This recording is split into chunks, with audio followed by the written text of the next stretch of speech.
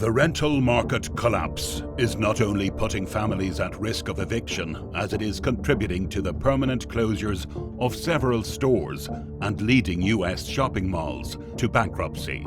As the economy awaits another stimulus package, unemployed workers drowning in debt don't find the means to meet their rental payments. Consumer spending continues to critically decline, making several businesses delinquent on their leases and leaving mall owners in a dangerous position. The more the delivery of further federal assistance is postponed, the more store closures are increasing the risk for shopping malls to become bankrupt. This week, 2 major US malls have already filed for bankruptcy, and economists are fearing that an explosion of debt on the rental market may trigger a commercial real estate and residential housing apocalypse of unprecedented proportions. Today, we'll present to you the many decisive factors building up the layers of such a complex crisis. So stay with us. Don't forget to give this video a thumbs up, share it with friends, and subscribe to our channel to keep updated with the next unfoldings of the 2020 economic meltdown. The housing market is in big trouble due to the lack of much-needed federal aid to ease the effects of the economic collapse. Market analysts outline that despite the sudden stock market rally, commercial real estate and residential housing have enormous capitulation risks, which will add massive pressure on the next coming crash. The CDC's national eviction moratorium has helped to delay a housing crisis, but it's set to expire by the end of the year. And by January 2021, landlords risk a sharp rise in renters unable to make rent payments. That's why housing market executives have been emphasizing that postponement of stimulus is an extraordinarily reckless action, which has severely disrupted property owners' prospects of meeting their commercial mortgage payments. Since the previous round of assistance has worn off, the housing market is nervously expecting a fundamental boost to support workers and businesses, allowing them to pay their rent and lessen the burden of debt that has been substantially piling up in recent months. According to MIT, Princeton, and Aspen researchers, up to 40 million people risk missing rent. The researchers indicated that we're about to witness the most dramatic housing market crash ever recorded, as they stated in a recent note that the United States may be facing the most severe housing crisis in its history, according to the latest analysis of weekly U.S. Census data, as federal, state, and local protections and resources expire, and in the absence of robust and swift intervention, an estimated 30 to 40 million people in America could be at risk of eviction in the next several months. Based on such staggering figures, executives in the real estate and housing sectors argued delaying stimulus discussions was extremely irresponsible. Diane Yentl, president and CEO of the National Low-Income Housing Coalition, warned that several renters and landlords are currently struggling, and stated that the longer the federal government waits to act, the steeper the financial cliff that renters will be pushed off when the eviction moratorium expires this winter. Meanwhile, the UBS Global Wealth Management performed a study of 25 major cities and their housing prices and disclosed that out of the 25 cities, over 50% are at risk of facing a housing market bubble. In a note to CNBC, UBS researchers wrote that rents have been falling already in most cities, indicating that a correction phase will likely emerge when subsidies fade out and pressure on incomes increase. Renters and tenants coping with hardships, combined with a looming correction in home values, could weigh heavily on the housing market. Home renters' struggle has been dragging on since March, when mandatory business shutdowns pushed them into unemployment and drained their savings. Business owners who had no choice other than following the restrictions had their earnings sharply cut.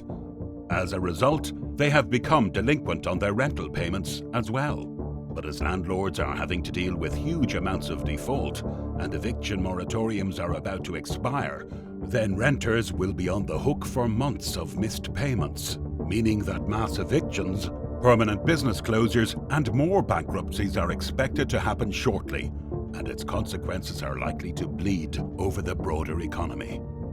In a recent piece by the Wall Street Journal, it was reported that outstanding rent debt would reach $7.2 billion before the close of 2020, according to a study released last week by the Federal Reserve Bank of Philadelphia.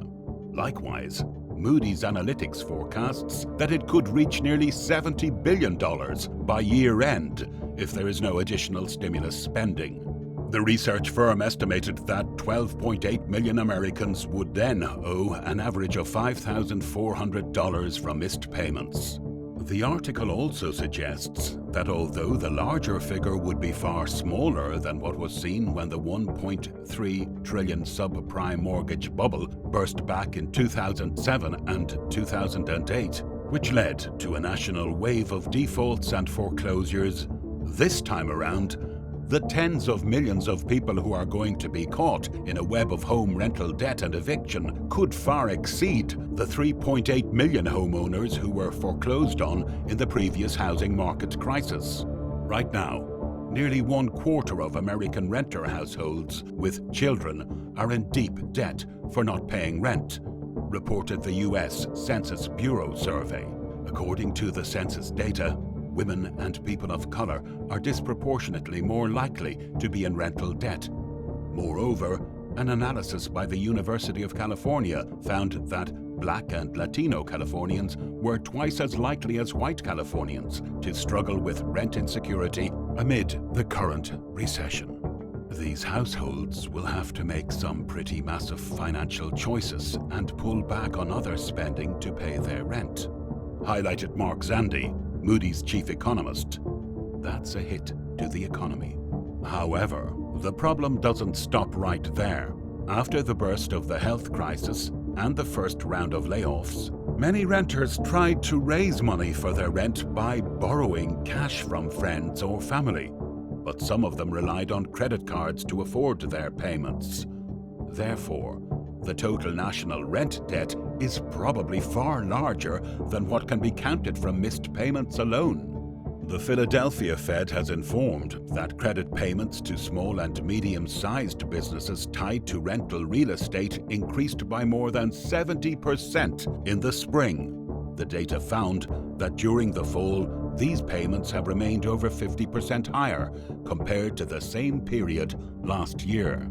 Kate Bulger, a financial counselor specializing in housing debt at the Money Management International counseling firm, revealed the number of tenants she works with who affirm to have used credit cards for their rent payments has exploded.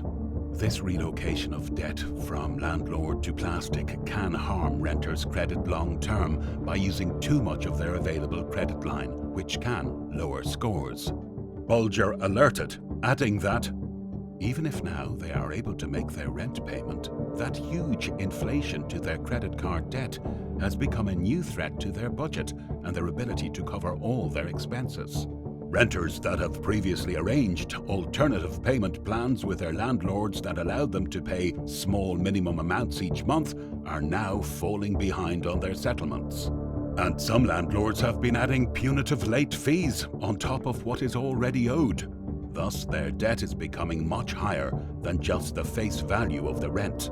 Credit specialists say that the financial repercussion of falling months behind on rent can extend for years, and most landlords are unlikely to forgive these debts.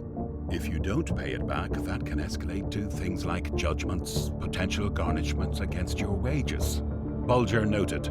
Besides, negative information on a credit report also disrupts people and businesses' ability to secure new housing accommodations or commercial space, and future landlords could demand a higher security deposit or advance rent payments.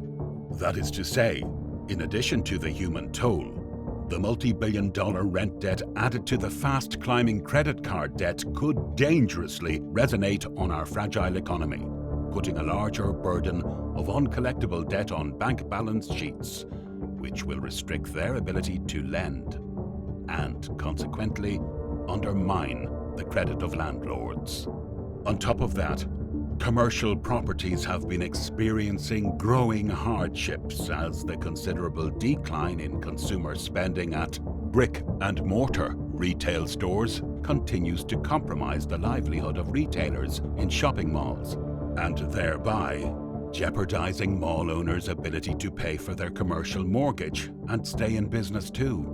Even though the apparel retail apocalypse has played a major role in the aggravating commercial mortgage debt, a number of movie theaters and gyms have only been paying a fraction of the rent they owe, smashing shopping center owners' hopes for a faster recovery. Cinemas and some health clubs are among commercial landlords' most troublesome tenants. Spirit Realty Capital collected only 12% from movie theaters in October, compared with 93% across its tenant base. AMC alone has deferred about $325 million of rental payments to landlords, the cinema chain said this week. Some landlords have given the company more than a decade to make the repayments. Financial Times reported earlier this week. Weingarten Realty Investors, which has 165 properties across the country, is one of the examples of a standard property owner that has struggled to collect rent from the sector. The company stated that it only received 35% of rent from movie theaters in October and 44% from health clubs. The chief operating officer of the company, Johnny Hendricks, disclosed to Wall Street analysts that large health clubs, cinemas, and high-end restaurants have become a particularly concerning obstacle to their business. Although the three categories accounted for only 4% of Weingarten's annual base rent, the financial difficulties generated by these tenants threaten to exacerbate problems for struggling mall owners with greater exposure. Before the widespread shutdowns that disrupted the shopping center's landscape had started, landlords have counted on alternative retailers, such as cinemas, to help them compensate for the difficulties suffered in the bricks-and-mortar retail sector due to the rise of online shopping. According to estimates from Green Street Advisors, over a third of top-quality U.S. malls have cinemas that have been becoming sources of liability for their business. That's the case of CBL and Associates, the mall owner, who had 27 movie theaters in its portfolio, previously generating $22 million in annual rent, has filed for Chapter 11 bankruptcy this week. At the same time, Pennsylvania Real Estate Investment Trust has also filed for bankruptcy, seeking protection from creditors on Sunday. Together, the two properties account for some 87 million square feet of real estate nationwide, according to court papers. Evidently, both companies mentioned how the current recession has hurt their tenants and, in turn, their own businesses. Furthermore, others are expected to follow, especially considering the data released by a survey conducted by Coresight Research that showed shopping centers and malls rank as the most avoided public places among consumers. And since the sanitary outbreak narrative is still lingering, mall owners are likely to face another test this holiday season, which was traditionally their tenants' busiest time of the year. But now, 55.4% of those polled said they would avoid shopping at malls, which means our economy will still experience a lot of turbulence before the year ends.